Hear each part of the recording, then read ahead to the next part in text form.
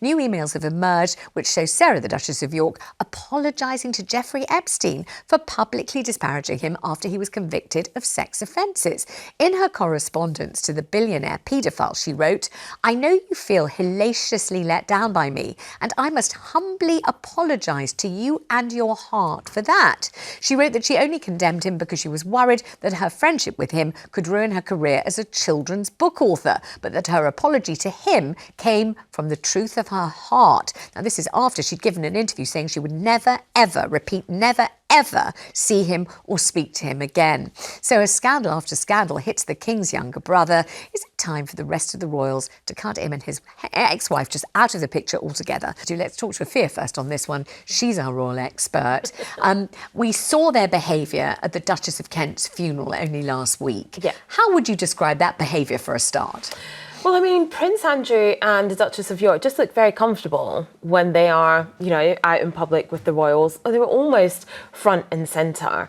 And that is a massive embarrassment. It's a massive embarrassment. But not only were they front and centre, they seemed to be cracking jokes, Yeah, didn't they? Were absolutely. laughing, giggling, sort of guffawing. The Duchess of Kent's lives. family, quite rightly, in mourning, looking very sad, looking very solemn, looking, as you're meant to look at a funeral. It's a funeral, and Andrew and Fergie, right in the front, with the cameras right on their faces, just seemed to be at a totally different event, didn't they? From everybody else. And I actually said that to someone. I was like, do they know that they're at a funeral? Because it didn't seem like they did. And this is the epitome, I think, of Andrew and Sarah continuously making bad judgment, bad calls, and being toxic throughout, not just now, they've forever been like this in their marriage and afterwards. And Sarah has stayed true to Andrew, stayed loyal to him, even after his friendship with Jeffrey Epstein, a convicted paedophile financier who died in 2019, and his alleged relationship with Virginia Giuffre. She's defended him consistently the whole time. And that's hugely problematic. It's been hugely problematic for King Charles III and for Prince William. Try to get him out of Royal Lodge. He's suddenly managed to find finance for that so he can stay there. It's all about trying to get him out of the public eye. He has been stripped of his royal titles. Notable that Sarah, the Duchess of York, we still describe her as a Duchess of York and she still uses the HRH title. But as this Epstein scandal just keeps going on and on and on, every time we get an email dump, something else is exposed about Prince Andrew. And I think we have got to the point now where King Charles III has got to say, actually, enough is enough. You can't remove Andrew from the royal family completely, and stripping someone of all their royal titles can be quite difficult. Constitutionally, it can get quite murky. And, he is the king's brother. He's never not going to be by genetics, DNA and whatever. But there comes a point where, and I think we're probably at that point now, where we don't need to see him at all. All right, let's bring Cristo into this. Now, we must remember, and I'm sure most people do, that, Edward VIII, after the abdication, was sent pretty much into exile. He barely set foot in this country again. He spent his later years in Paris. It would be possible, presumably, to find somewhere delightful for the Yorks to live far, far away, where we don't have to see them darkening our doors or the royal family's doors again. And I'm sure if there was enough finance involved, they'd probably, love another ski lodge somewhere where they can go and sort of spend time. I think that they are incredibly stupid, and I think that they are incredibly entitled. And the real issue here, the Duchess of York says, look, the reason I did this was because Jeffrey Epstein was threatening to sue me. It was going to have all of these problems. And so therefore I had to, on advice, I had to pacify him. I can forgive anyone that might have been taken in by Jeffrey Epstein and had made misjudgments then. But the moment that you knew what he was accused of and how heinous that was... Not just accused, but found guilty. But found guilty of as well. To then, Andrew meet up with him to say, I don't want to be your friend anymore because he's too honourable. Now, Sarah Ferguson, albeit on this advice apparently, to send these emails, that's the most damning thing. And I think I agree with you. You can't get rid of them from the family. there are going to be family occasions where they are going to be there, funerals and the like. However, I think that there should be a massive now restriction on them being at any kind of public event beyond those things. And there should be something said to them. You're quite right with what you say about how they were at that funeral, where I think they kind of felt like they were enjoying the limelight while they were there. It felt really just icky. I mean, I feel as if this latest leaked email, Nicola, is really damning, because you can see, we saw and heard what the Duchess said in the interview. I'm never, ever going to see or have contact with this man again. Never. And then she says something like, how many times do you need to hear it? Quite impatiently. I said never, ever going to see him again. And a matter of weeks later, she writes him this email apologising to him, a convicted paedophile, calling him her most precious of friends. I mean, that's just deceptive. It's kind of playing and taking the public for fools, isn't it? Absolutely. I mean, I wouldn't want any family member of mine that was going to support a paedophile at any of my events, even my funeral. So, personally, I do think we can, we can get rid of them from family events, because I wouldn't want them there. I hope no one buys her book. I mean, a children's author that is, not publicly, privately, so that we don't know about it, supporting him. It's just, And a mother of two daughters. A mother of two daughters. And you think, and she was writing him this grovelling, sycophantic email, apologising to him. What was she thinking? And wasn't she lucky her daughters have been so protected that they weren't in that vulnerable position that the girls and children that were targeted by him were in? I mean, it just seems extraordinarily insensitive and lacking in empathy. Is this, though, I mean, I'm really not trying to defend what's such stupid behaviour, but is it just that, though? Are they just so entitled and stupid from having everything done for them and being pampered so much all their lives that this was about idiocy rather than intent to try and humiliate? But I also think they're obviously being given some awful advice, because, she's saying that it was upon advice that she took. That's why she sent the email, because he was trying to sue her, because he said that she said he was a paedophile, which he was. Yeah. And that's why she wrote him this email, to try and defend herself so he wouldn't sue her. And she sent the email, she said she sent the email under advice. Who the heck is advising you to do that? I don't know, but I mean, it's a most peculiar excuse stroke explanation, because how can you defame a convicted paedophile by calling them a paedophile? By calling them what they were convicted of. Having been convicted. So how he could possibly have had his reputation defamed in any way is absolutely unfathomable. So therefore, it's most peculiar. Yeah. Let's not forget he paid some of her debts £15,000 previously as well, which also makes it very, very murky. Let's bring in Maureen in Cheshire. Hello, Maureen. Thank you so much for ringing. What do you feel should happen now? Oh, Maureen's fallen off the line. I don't know why that's happened. I mean, obviously, Afua, it's going to be very difficult for the king, because he is his brother. You can't say you are no longer my brother, but I suppose you could say, but we don't want to see you. Exactly. We really don't want you to appear at all in any context. So therefore, we'll buy you a lovely house somewhere, and you go and live there, and that's it. And there's things the king can do. He tried to get Andrew out of Royal Lodge by withdrawing his funding for security, but Andrew managed to find that money from somewhere. We don't know where it was from, so that he can stay in Royal Lodge with that security. Try to downgrade him perhaps to Frogmore Cottage. Andrew doesn't want to go, needs the 30 to 31 bedrooms in Royal Lodge, where he lives with Sarah, the Duchess of York. But there is things the king can do, like you said. They could say, you're going to X place, you're going to be out of sight and out of mind, because this is going to be, it's casting a real long shadow over the reign of King Charles III. And it's going to do the same in Prince William's reign as well, if he's not careful. And like I also said, something comes out like almost every couple of months about Prince Andrew. It just seems to go on and on. Let's bring in, who have we got on the line? Is it Maureen? Are you there, Maureen? Yes. Hi there. Hello, Maureen. What do you feel about this? I feel that they shouldn't be in the royal family anymore. They are letting down our royal family. And I think they should just be ignored by the British public. And if you were the king, how would you go about saying to your own brother listen, I don't want you as part of this family in private or in public. I don't want you attending funerals, even as a private individual, even though your relationship to whoever has passed away is the same as mine. I still don't want you there. Do you think you could do that and crack down in that way? Yes, I think I could, but of course it's very different when you're in the king's position. Yes. But I do think that this should not be part of the royal family anymore. And what do you think of this recent leaked email from the Duchess of York? Does it make you change your opinion of her? I never had a tremendously high opinion of her. Right. But it has, what little opinion I have, it's gone now.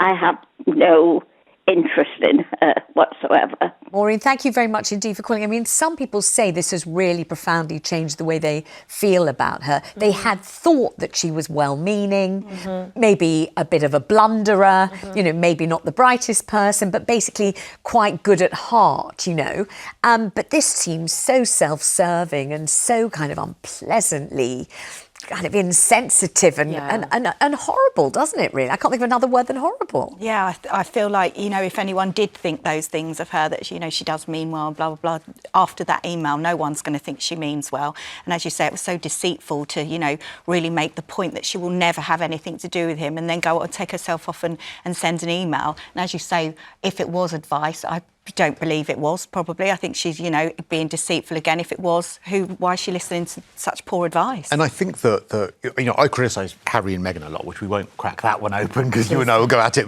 But all of that comes from the fact that it chips away at the crown and it damages the crown. And that's what they are doing. And actually, if they had any dignity, they themselves should say, you know what, this is so damaging for King Charles's reign, for ultimately William's reign as well, that we ourselves should now banish ourselves. It shouldn't actually be down to the rest of the family to banish them. The other thing I think has really chimed and resonated with people is that when Prince Andrew conducted that interview with Emily Maitlis, the one thing he really did not do was express any sympathy or empathy at all for the victims. Well, not at all. And in the email that his ex-wife Fergie sent, exactly the same thing, oh no, I did not call you a paedophile, I'm so sorry.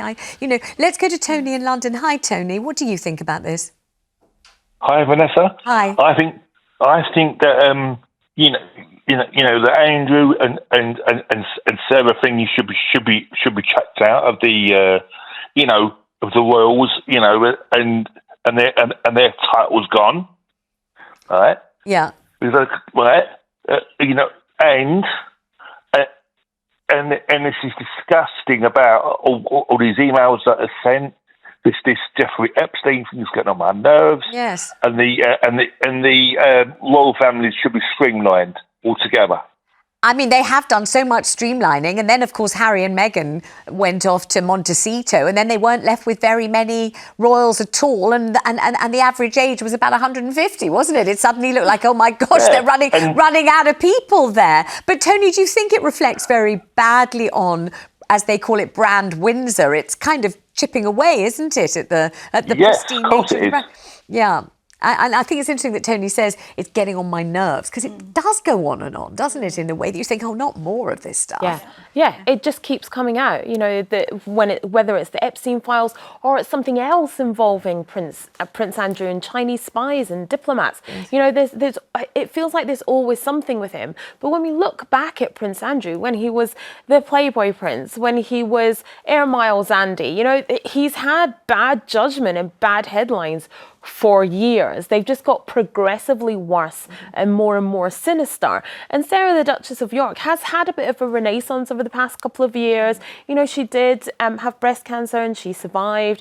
And she, had a new podcast, was releasing more books, just seemed to have a bit more sort of public outpouring of love for her. And I think people felt quite pleased for her at Princess Eugenie's wedding, where she looked so proud as the mother of the bride. And I think we thought, well, her daughters love her and this is all great. And we're good at forgiving, I think, in this country. But this latest email, this, I think, is one of those things. I don't see how you come back from that one. Let's ask Kezia in Suffolk. Kezia, how do you feel about all of this?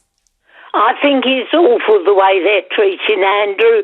He's done nothing wrong. Why don't you all get off his back? He did nothing wrong. He was a single man. He bought sex. She was there selling her wares. What has the poor man done wrong? Well, first of all, he denies ever having even met her. So you're, Kezia, telling us a story that he certainly wouldn't agree with or approve of in any way. Secondly, of course, didn't he borrow how many million? Was it £13 million from his late mother in order to kind of make this whole thing go away? He was a fool for doing that. I think he should let it just ride. But it does. But Kezia, it doesn't seem to ride, though, does it? It doesn't just seem to just blow away on the tide. It seems to get bigger and bigger. No, and bigger. because you're all on his back all the time. Well, it's not really our fault, is it, that this email came to light? We didn't go and dig around for it over the weekend. It's not really because we're on his case. But when these things come to light, it would be really peculiar if we didn't talk about them, wouldn't it? Or think about them too. It all started with him having sex with a 19-year-old or whatever. So what? But he doesn't, Kezia, he doesn't admit to having even met her. So you think that's how it started. He would deny that even happened. So we'll say thanks so much for the call. And thank you very much for your views, of course. Let's go to Pippa in Kent.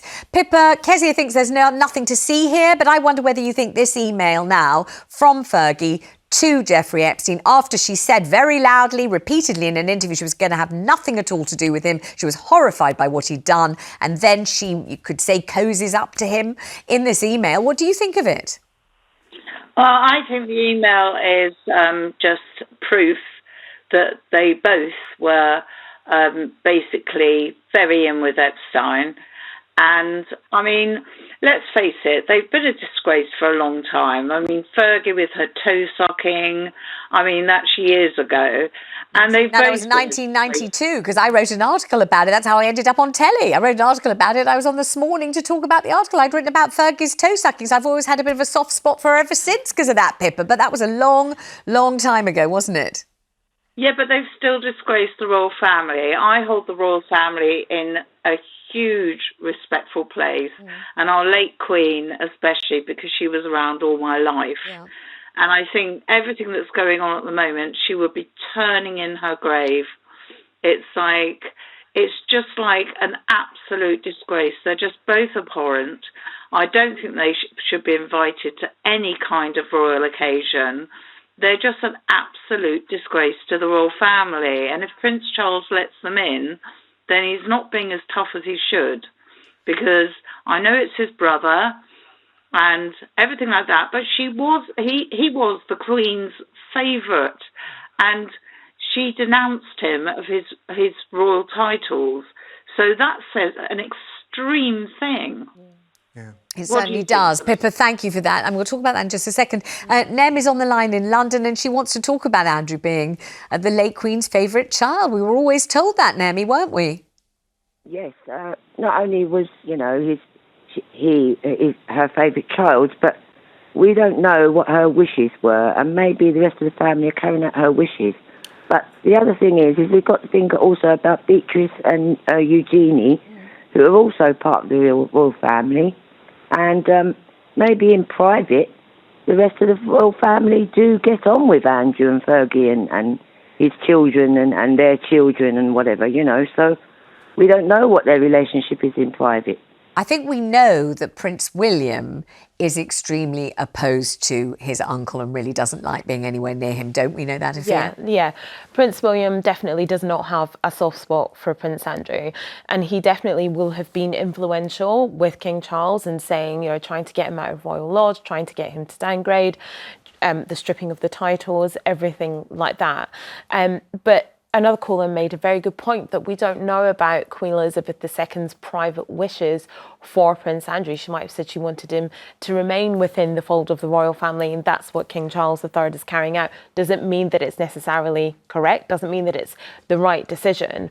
And another caller that said, aside from the Virginia Giuffre case, if we put that to one side because that's all allegations, Prince Andrew was still friends with Jeffrey Epstein, who was a convicted paedophile, right? I think that is bad enough. And then all the things that he's done over the years, you know, bad judgment, time and time again. He's a toxic figure in the royal family. But just to pick up on that point about what the late Queen would have wanted, I think that you're right. We don't know what was said behind closed doors, but we do know that overriding over everything else, Queen Elizabeth II would have wanted the crown to have been continuing and protected, and she would have drawn a line under all of this, thinking that she gave that money to do so.